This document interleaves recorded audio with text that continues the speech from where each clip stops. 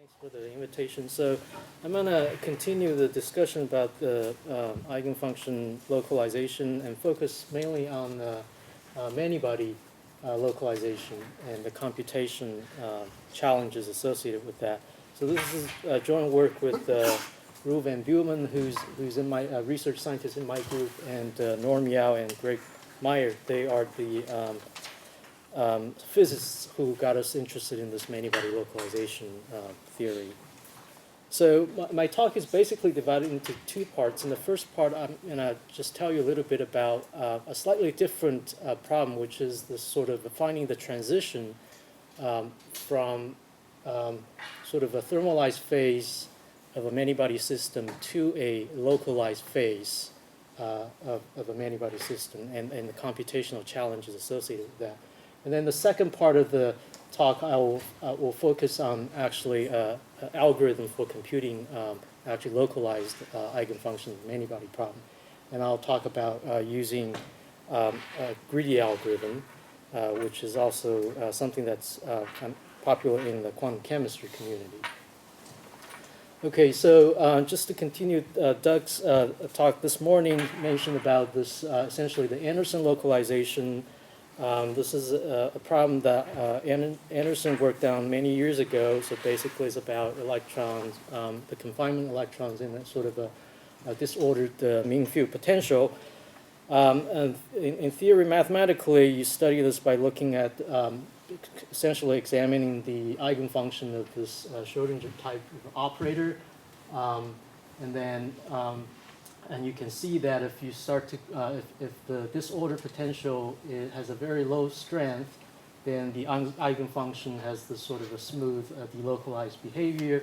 Once you start to crank up the potential, then randomized potential, then the eigenfunction exhibits localization features. Okay, and this has many applications in terms of metal insulator transition, localized light, and so on and so forth.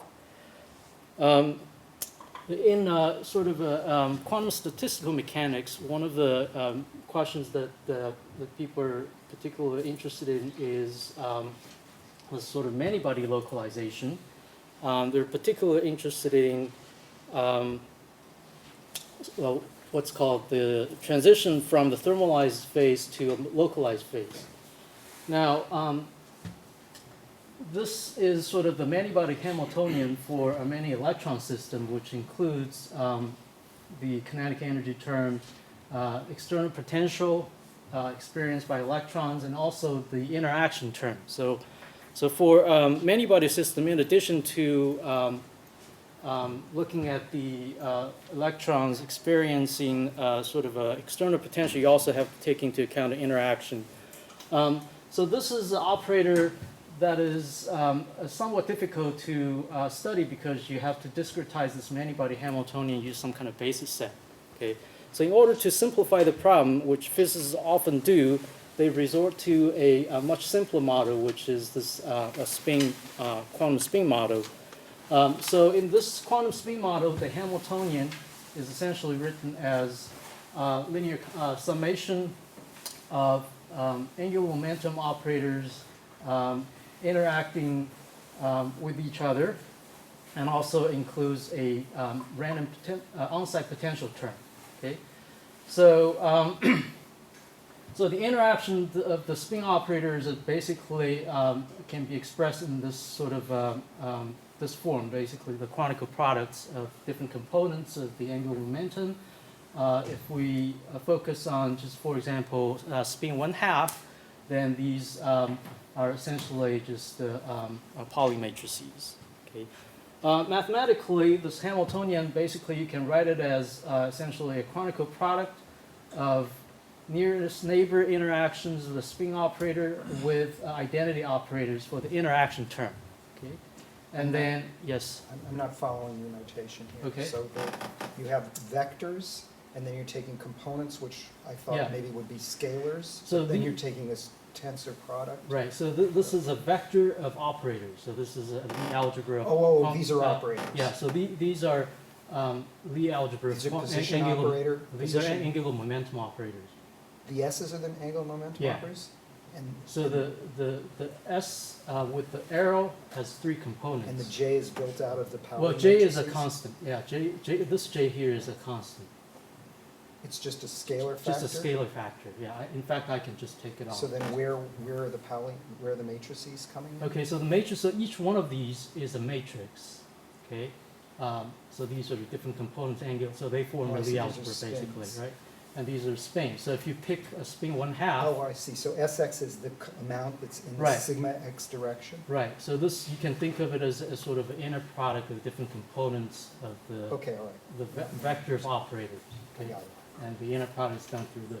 This is the chronicle basis for the Right. operators. Right. Yeah. So this is J equal to, I mean, this is a spin 1/2, and for spin equals 1, you have 3 by 3 and 5 by 5, yeah. But ultimately, once you write it out, it's basically sum of all these spin operators chronicle product with identity. So this is called spin chain because each one of these lattice point is associated with a spin yeah. So you start with a system where you're not looking at the spin, but you introduce spins so as to encode the interaction. Is that? Yeah, essentially, that's correct. Yeah, but there are other models. I mean, this is just one of the examples. You can do Ising models, you can do hover models, and So it's an analogous model, or it's somehow literally the same in case when you are, I don't know, Divergence scenario in 1D or something like that. So can you what's repeat? the connection between your first line and your second line? The first The line. first line being H written outside. Oh, this is just the simplified model for quantum Manybody So it's problem. not the same. They're not the same. I mean, this is far more complicated to study numerically.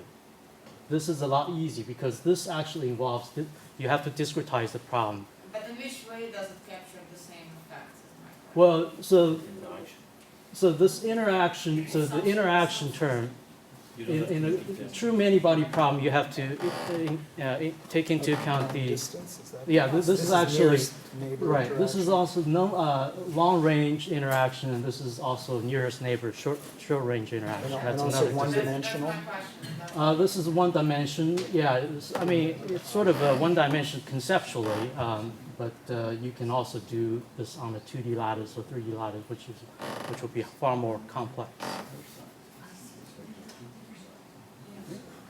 Is that clear? Two uses of the letter I.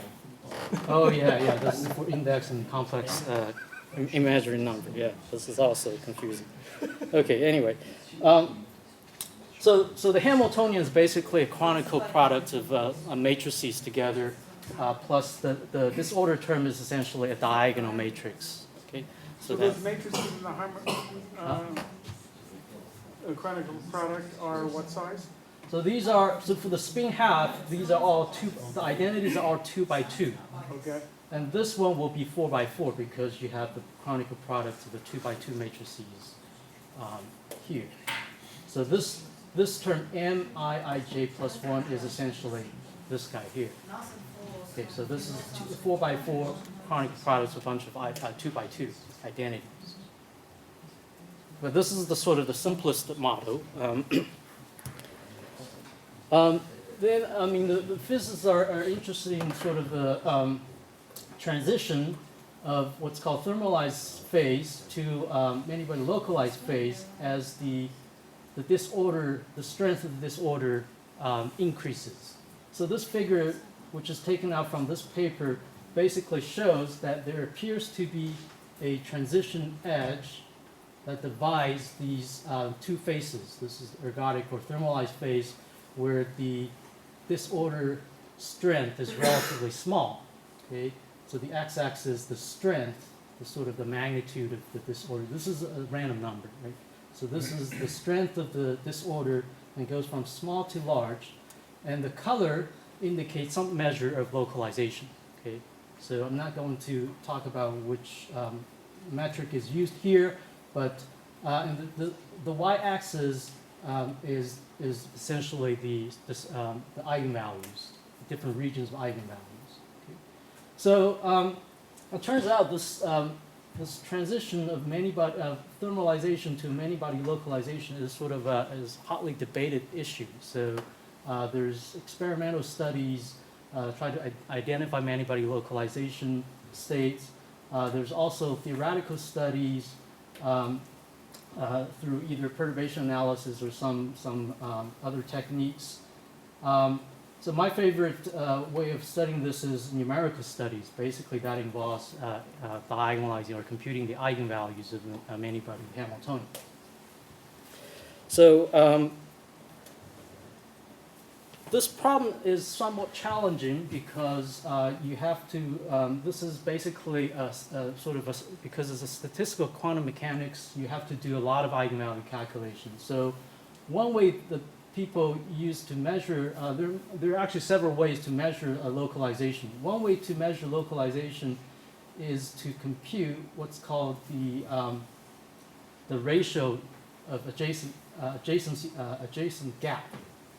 So what you do is for each eigenvalue, you can calculate the distance between its nearest neighbor, assuming all the eigenvalues are sorted in ascending order. Okay? So you calculate the distance between an eigenvalue with its nearest neighbor, and then compute its distance with the second nearest neighbor, and take the ratio of that. Okay, that gives you what's called adjacency ratio. And then you do this for many, many different eigenvalues, and you take ensemble average of that for many realizations of this Hamiltonian, where this is basically random potential. Okay? So if you do that, it follows from random matrix theory, which I know very little about. It basically says that when the strength of this order is relatively small, these ratios satisfy a Gaussian orthogonal ensemble distribution with some mean. Okay? If the strength of this order is large enough, then the ratio satisfy a Poisson distribution with the mean. So there is a transition from one distribution to another, and they're interested in this sort of a critical transition point, if there is Can you one. explain Yeah. again what min and max? Okay, min is just the smaller. So for each eigenvalue, Mean and max and form in representation. Of the two numbers. yeah, two numbers. Oh, those Yeah. are two numbers. I see. It's Yeah. just, Yeah. but they aren't in increasing order. Well, the eigenvalue themselves are in increasing order, Oh, but I the see. gaps It's may this, not. Yeah, the it's distance. adjacent Right, gaps. adjacent Which gaps. one is larger than the Right. other? I see. So it's the discrepancy between them. Right. It's the rate. It's the change in the gap. Yes. I see. I got it. And the J subscript on ensemble R and J? J is basically a different. Different realization. There actually, it's a different realization of the Hamiltonian, and also different parts of the spectrum, and also. Depending on whether you actually look at one curve or you want to look at a curve like this. If you want to look at this curve like this, two-dimensional curve, then J is basically ensemble average for different Hamiltonians. But if you just want to look at one curve, then it's ensemble average over all the Hamiltonians and average over all the eigenvalues also. So this is one metric that they like to get, they like to compute. Another metric they use is this entanglement entropy. So basically the type of calculation you do is you take the eigenvector, which is a tensor, okay, defined on a lattice with dimension. The dimension of the tensor is 2 to the L for finite dimensional lattice, right? Because each spin has up and down direction. And then you split this lattice into two parts. So you unfold the tensor or vector into a matrix along at some point, okay? And then you compute the density matrix associated with that unfolded matrix, okay? Or you can just and compute the eigenvalues to get the entropy. Or you can, this is simply actually just doing an SVD of a matrix unfolding, okay? So that's another way to characterize localization. And why that's the case, I'm not completely sure. But these are so one requires computing eigenvalue, and the other requires an eigenvector. I'm sort of not Yeah. Sorry, understanding. can you propose J? I mean, you're taking mean of variance Over realizations, different realizations of the Hamiltonian. Let's just think, but yeah. then you have a bunch of variance, and then the curve represents what? Which, So n remains, right? If you took and an is the average of index for the variance over- eigenvalue. Okay. Yes, so you took Rn depends on n and on realization. You took mean over realization and n remains. Yeah. So your R is actually depending on n. So the curve stands over n. R depends on n if you want to get this curve. Right? So this is my n. I'm just confused on the next graph. You have R depending on H. R, so you first computed this, which depends on both n and realization. And then you took mean over realizations, Right. but not over n's, right? So 7 plus n is still there. It depends on, I mean, you can do both. Depends on what you want to do. If you want to get the two-dimensional curve, you just take the ensemble average of the different realization. So in fact, then you have different R's, one for Exactly. each So, n. so in your scalar, it's average on both n and. Exactly. If you just want to get a 1D curve, then this is just the average You over averaged on everybody. everybody. Both n's and j's. both n's and j's. I have Sorry. another Yeah. question too. Yeah. So you have a subscript AB, and then on the Yeah. right-hand side, you just have a dependence on A. Right. Is the trace relative Yeah. to B? Yeah. Right. You trace over B. Okay. You trace over B to get A.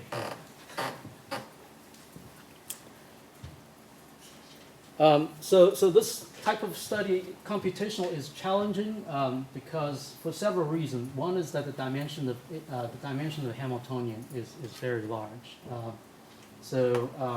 If you have a spin lattice with L sites, the dimension of the Hamiltonian is 2 to the n.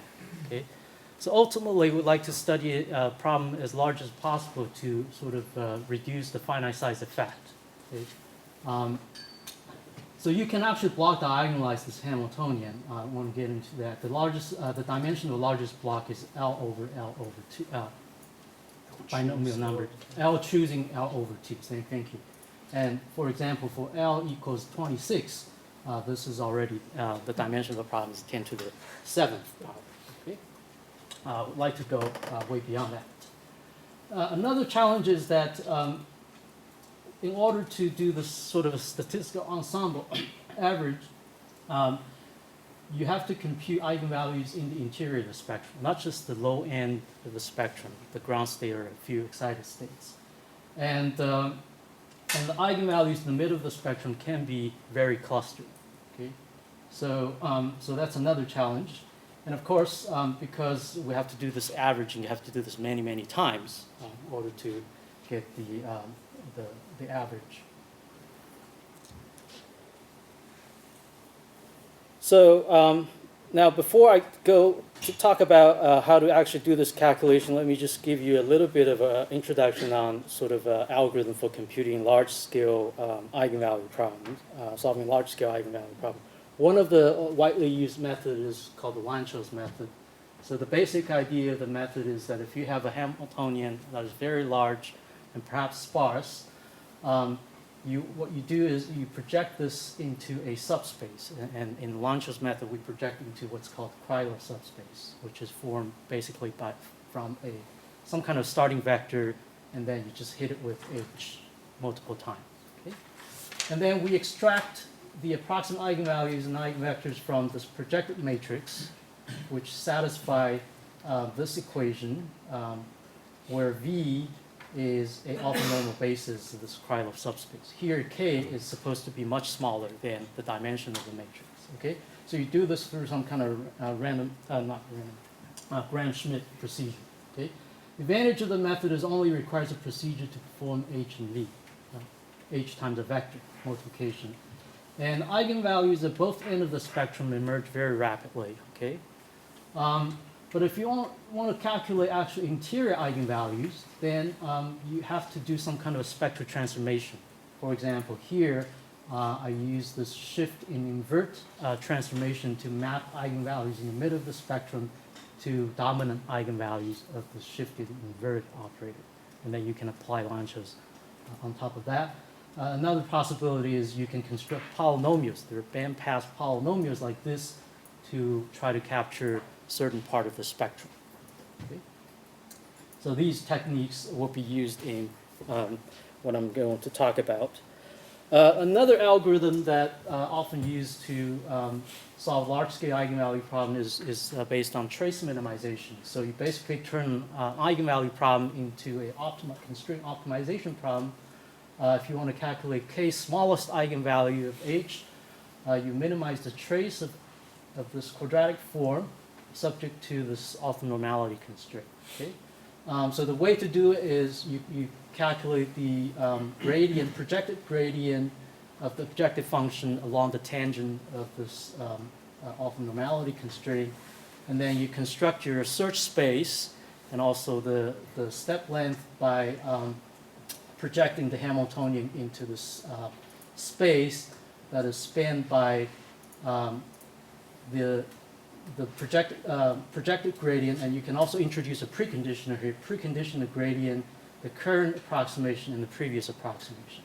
So this is in the spirit of this conjugate gradient algorithm used for solving linear systems also. Okay? So, so you update the solution by solving a constrained subspace optimization problem. Essentially, that boils down to solving a generalized eigenvalue problem, k by k generalized eigenvalue problem, which is very small, easy to solve. This is also called Rayleigh-Ritz procedure, and then you use the eigenvector associated with the k smallest eigenvalue of this projected problem to update your eigenvector approximation. Okay, so this is essentially the essence of what's called the locally optimal block precondition conjugate gradient algorithm, sort of originally developed by Andrew Knyzev. So the geometric picture is the following. I mean, so basically what we're trying to do, the smallest eigenvalue of h is essentially the innermost ellipse, which are the contour lines for this objective function that is tangent to the constraint, which is this black circle. Okay? So there is advantage of this type of approach over Lanczos. That is that this method allows you to introduce a preconditioner. Okay? The purpose of the preconditioner is essentially trying to turn this elongated ellipse. If your problem is very ill-conditioned, these ellipses will be very elongated, right? The purpose of the preconditioner is to make these ellipses more isotropic, so that your convergence will be faster. At the same time, so this is different in eigenvalue calculation. You don't want to make this constraint, which is isotropic, into a very elongated ellipse. So there's a compromise here. Okay, so but if you have a good preconditioner, then potentially it can converge. The method can converge very fast. So previously, what people in the field have done is they use this shifting Vert-Lanczos to study Manybody localization. So, so basically, you use the Lanczos algorithm to compute the eigenpairs, the largest eigenpairs of the shifting invert operator for many shifts and for many realizations of the Hamiltonian. So it seems like the limit now is 26 spins is the current limit, and this is because that when you work with shifting Vert operator, you have to do matrix factorization. Even though the original Hamiltonian is very sparse, so the lower triangular part of this figure shows the sparsity pattern of the original Hamiltonian, which is a very sparse nearest neighbor interaction. But if you start to factor the matrix into triangular factors in order to solve linear systems, then the matrix fill up very quickly. So for this L equals 26, the matrix dimension is 10 million. The amounts of fill in basically consumes a lot of memory. Okay, so the calculation is essentially ultimately limited by the memory. But the calculation itself is also very expensive. It takes about 40 to 50 minutes to compute about 50 eigenvalues on 2,000 nodes with 20 cores per node. Okay, so this is and then imagine that you have to do this many times. Okay, for different parts of the spectrum and for different realization. So this is not really manageable if L is greater than 26. So recently we've been looking at algorithms that doesn't require matrix factorization, so we use this matrix-free algorithm. So the basic idea is we use LaPCG algorithm, the trace minimization-based algorithm, to compute the largest eigenvalue of the shifted and square operator, okay, where the shift is the target eigenvalues that you're interested in. And we preconditioned the eigensolver by basically solving this linear system iteratively using preconditioned conjugate gradient. So there's multiple levels of complication here. And then we use diagonal preconditioners to solve the linear system iteratively. Okay? So this can be this method can be very efficient because it only requires you to multiply the matrix with a bunch of vectors, and these can be done without actually storing the entire Hamiltonian.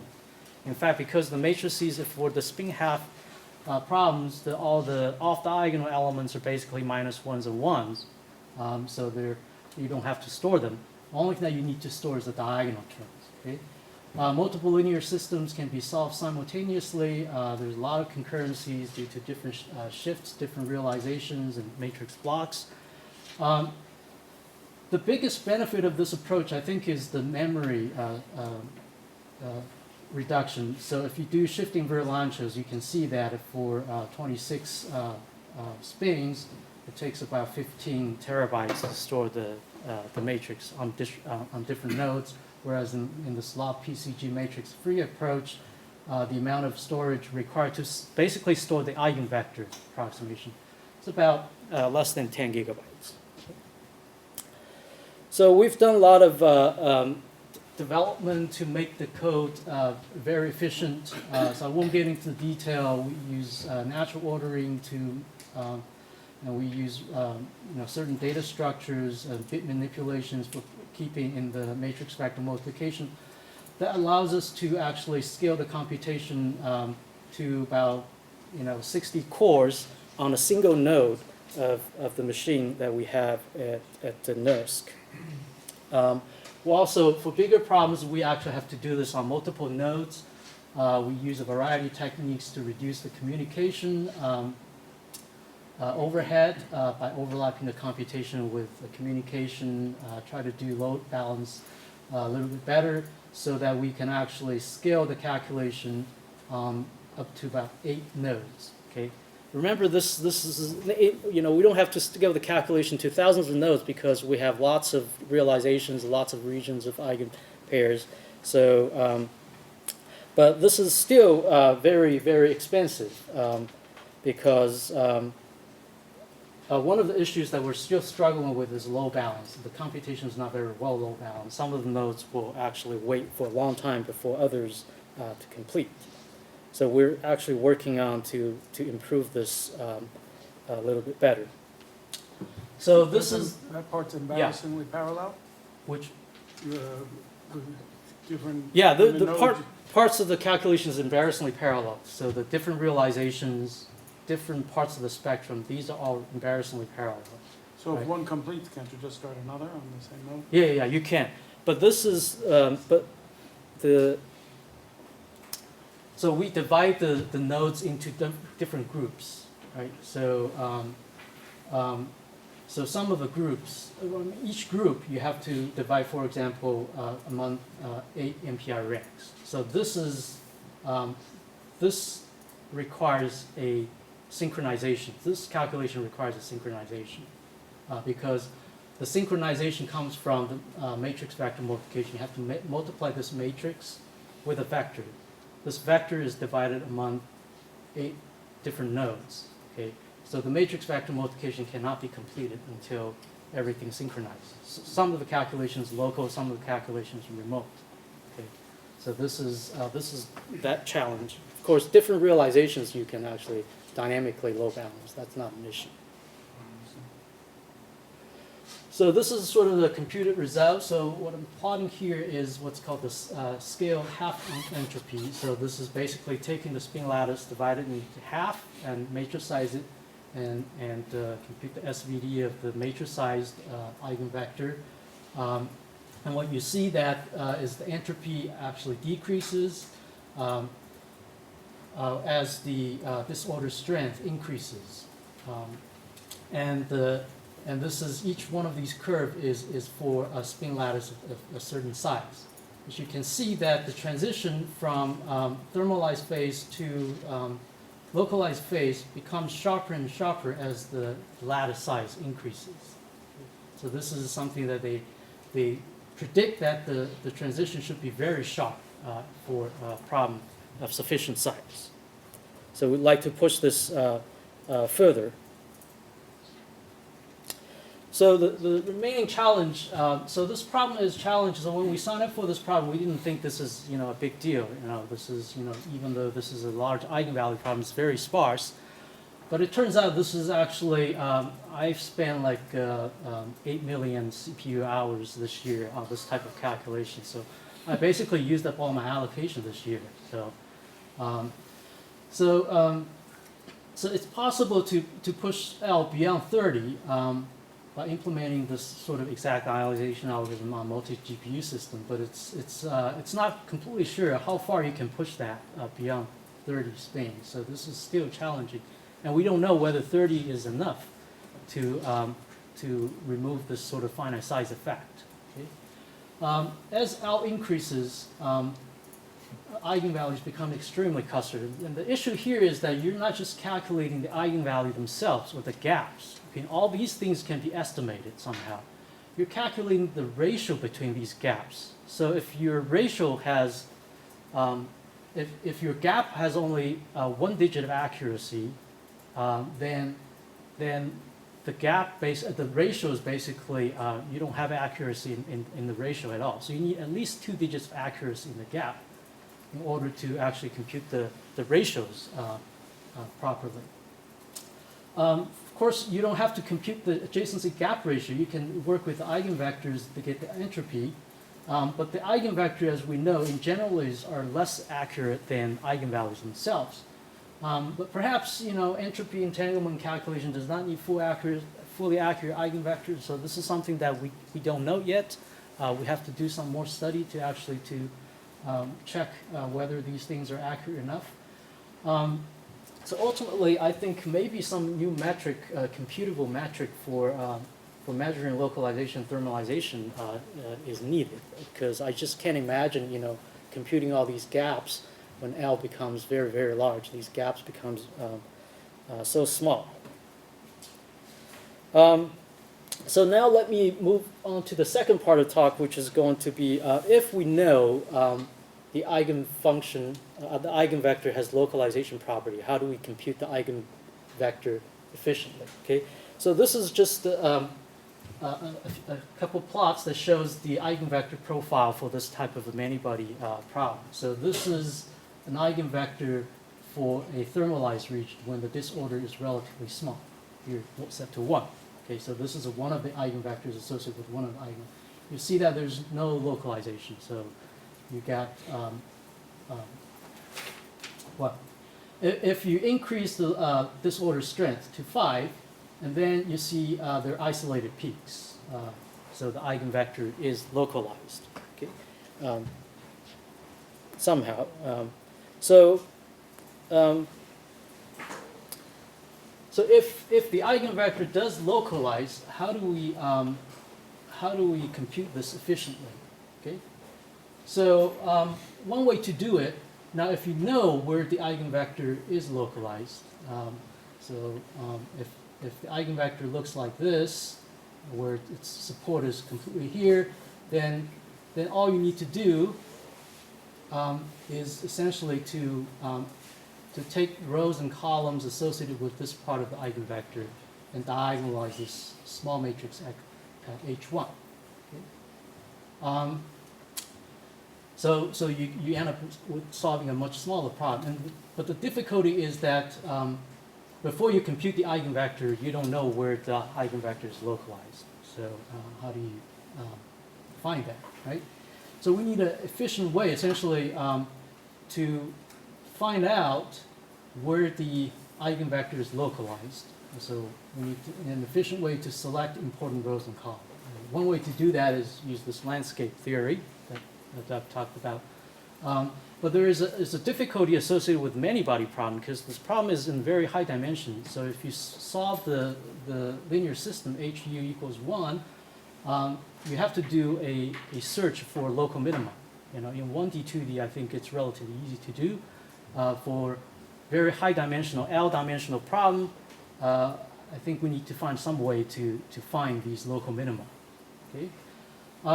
So in quantum chemistry, there is a way to do this type of thing, what they call a selected CI. So, so there's a perturbation-based greedy algorithm, which I'll talk about immediately, that allows you to gradually select important rows and columns. But this generally works for ground state.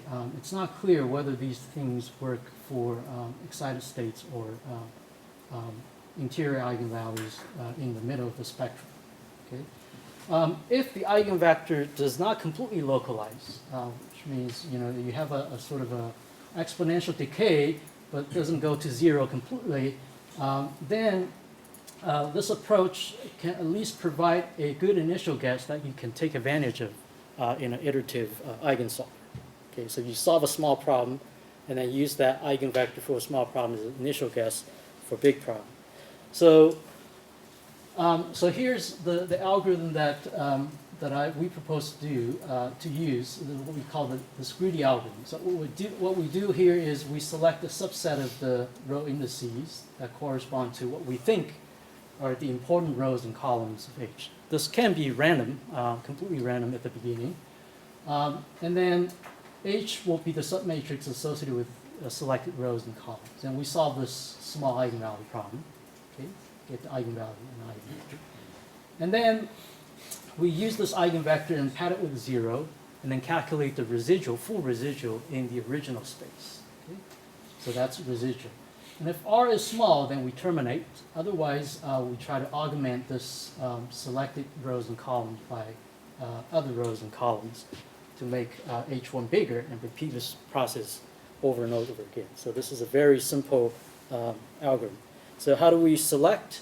So what is the selection strategy we use? One that is that we can use physical institution if there is one. So in this sort of quantum chemistry, the eigenvector is written in some kind of many-body basis, and they know that some of the bases are more important than others. So that's one way for them to actually select submatrices. Another is to just simply use the residual. So the residual, if you work it out, the first component of the residual is completely 0, and the second part of the residual is basically the product of B transpose, and this part of the original matrix times the eigenvector you computed from the small space. Another approach, which is also used in quantum chemistry, is what they call the single perturbation-based analysis. So basically, the basic idea is quite simple. Basically, you say, okay, so this is the eigenvector that I have now, x1. So if I just change, and I pad it with 0, but if I just change one component to gamma, okay, and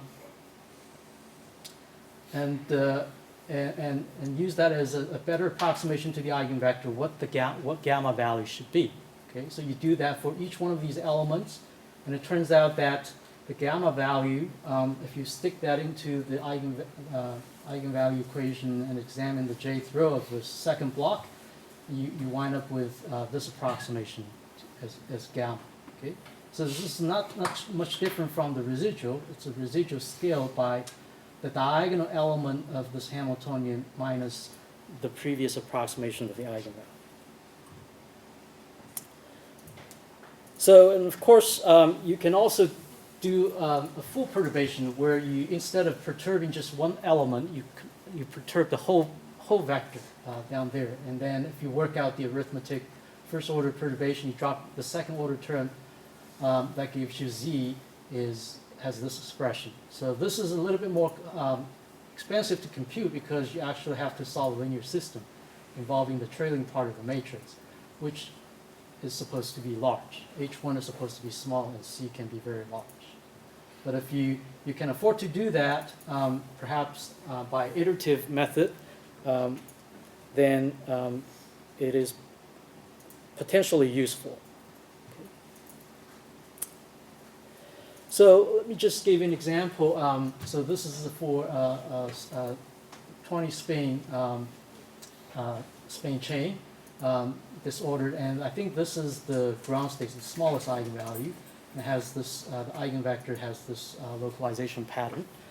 If I just compute the eigenvector, the smallest eigenvalue, eigenpair directly by using, for example, any one of these methods, and this is the number of iterations that it takes to converge the residual for that eigenpair to 10 to the minus 6. Okay. So that means I need to do about 100-some matrix vector multiplications. By using this greedy scheme, where I start with, I think I started with 100 by 100 random matrix, and then gradually select more rows and columns to augment that matrix, then I was able to converge in about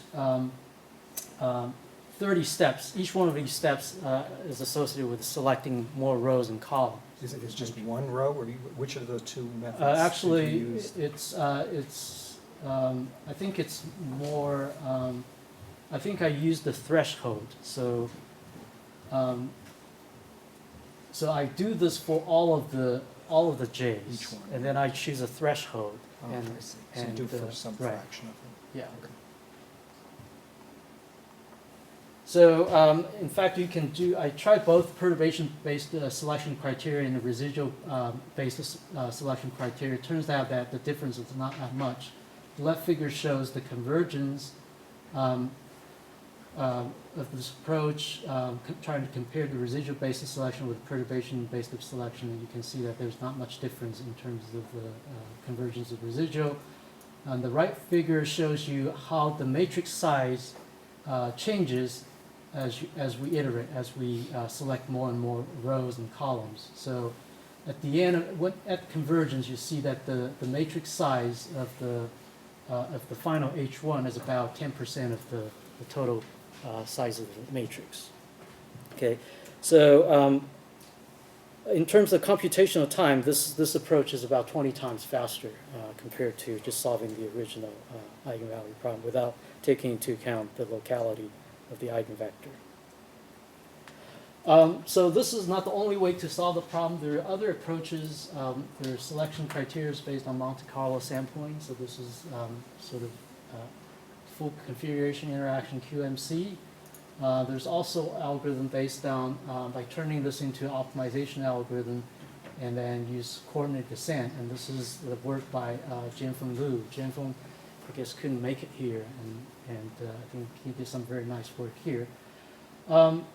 So one of the disadvantages of this approach, in my opinion, for very, very large problem is that in order to come up with the selection criteria, we still need to access this part of the matrix, the B transpose or B transpose part of the matrix. Okay, so this part of the matrix. And remember, H is small, and the B can have many, many rows. So, so this is sort of undesirable. So we're now working on trying to avoid doing that. One idea is try to replace B times x1 with some kind of a sparse surrogate. Okay. Another idea is to try to use some machine learning techniques to try to predict which rows and columns should be selected. And then another technique that should be used is even we selected some rows and columns in the previous step, we allow them to be removed in future steps. Okay. So these things can also be reformulated as sort of a reinforcement learning algorithm. So this is something that we're currently working on. We've actually also tried this. Yes. Question? Yeah. Can you just say one or two words about how you would actually set up the machine learning algorithm selection? I mean, what kind of loss are you envisioning? Sounds very interesting, but I haven't got a clue how you would go about this. Okay, so basically, so how much do you know about reinforcement learning? A little. Okay, So reinforcement learning is the technique that they use for playing games. Okay, so you basically in a reinforcement learning you have the state. Okay, so in our case, what you can think of the current state is my selection of rows and columns. Okay, and then you also have an action, which means you have to your next action is to add some rows and columns into my current matrix and maybe kick out some rows and columns. Okay, so you have a state and action pair. So for each state action pair, there is a reward, okay, associated with that. And you want to pick an action that gives you the best reward, okay? So it's the reward that I'm interested in. So the That's reward the here difference. is basically your eigenvalue. So you, Okay. so you want to have some measure. So for example, if you want to calculate the ground state, you want your eigenvalue to go down, okay? So if you want to calculate the eigenvalue in the middle of the spectrum, you want eigenvalues to somehow get closer and closer to the target, okay? So But it that's means you have to know the target. yeah. That's sort of for Manybody localization. That's an issue because you in principle you don't know what the target is, or you can just basically you can sample. You can say, okay, maybe I want to look for a specified target because this is all about sampling, right? So I just sample this part of the spectrum. I just pick a target, and I just want to find the eigenvalue closest to that target. Okay, the eigenvalue may be very far from that target, but let's just do it. Yeah. Okay, so that's the reward. Okay, so so then you have to repeat this many times because the local reward may not be the global reward. Okay, so that's the basic idea.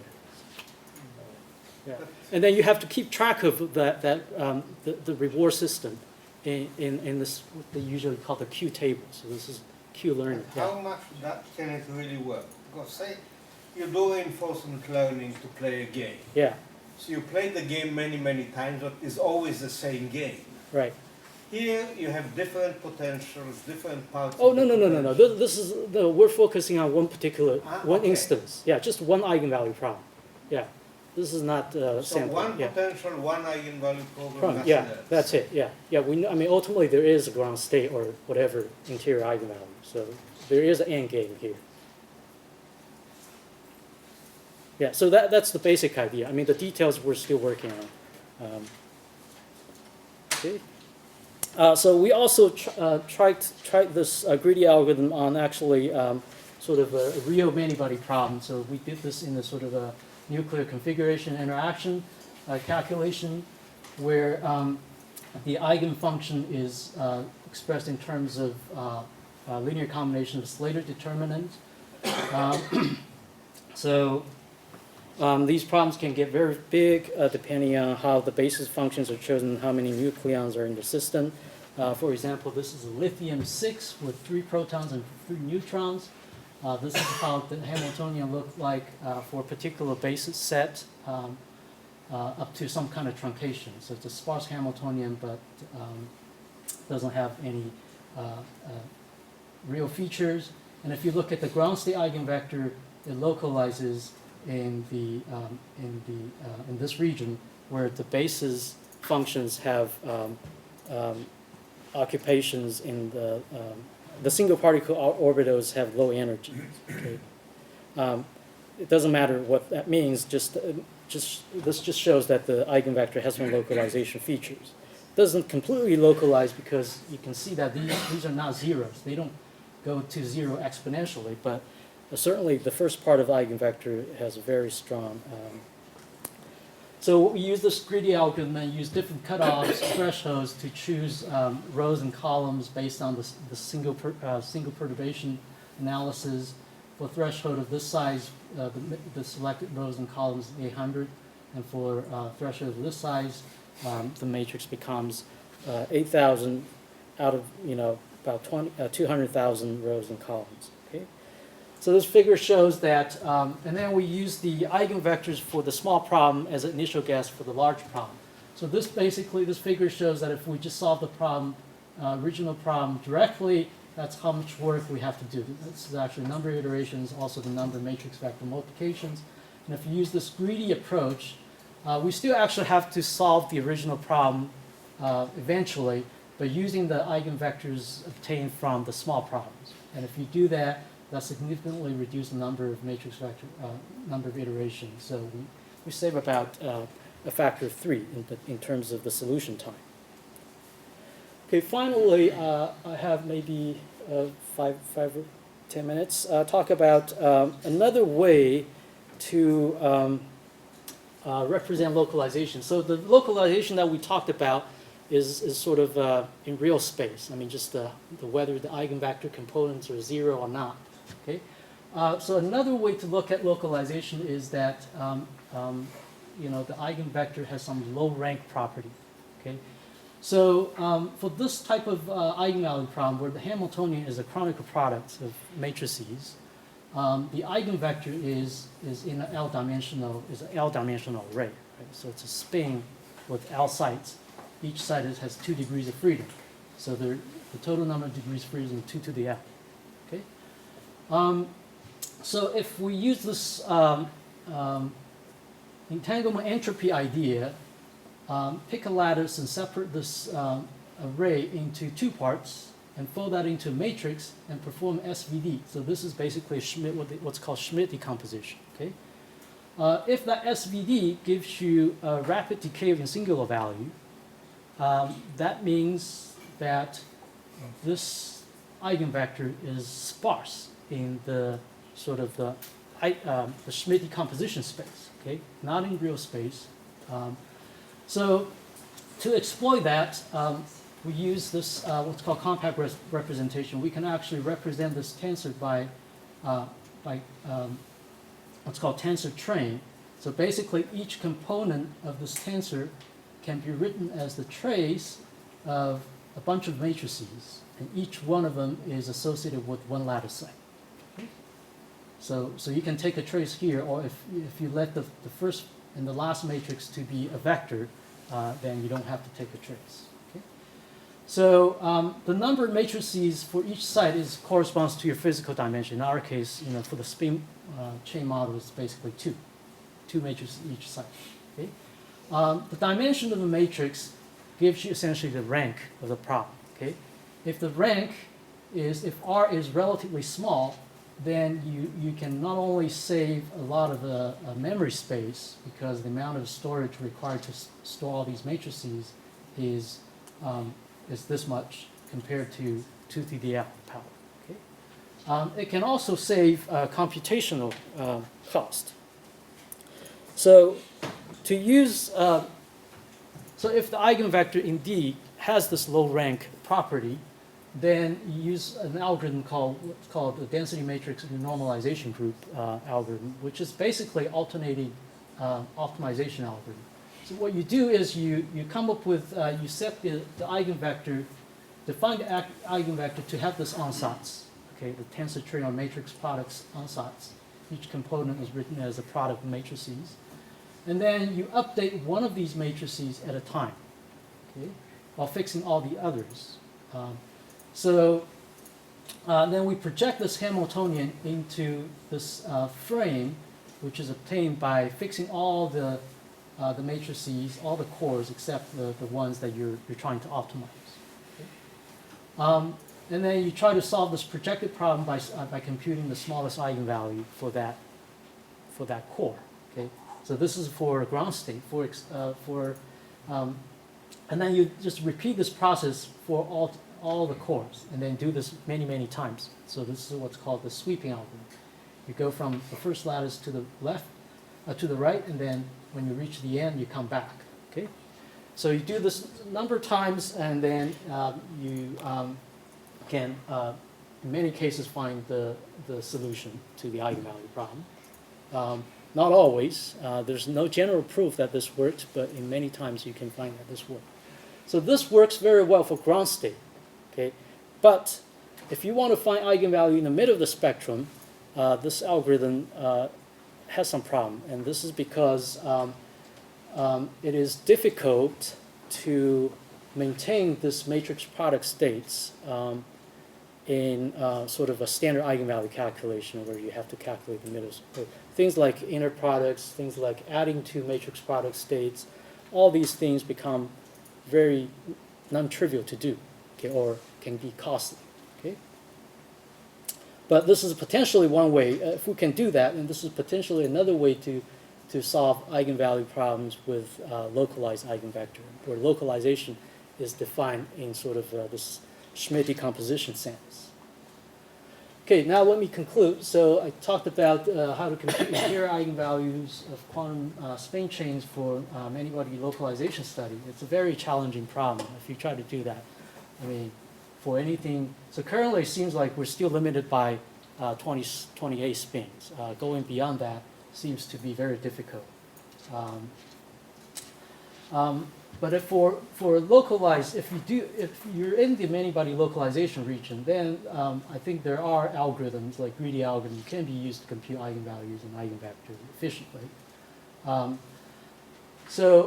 DMLG algorithm I mentioned is another way to compute localized eigenvectors, localization defining terms of Schmidt decomposition, but computing interior eigenvalues still seems to be difficult with this approach. Thank you very much.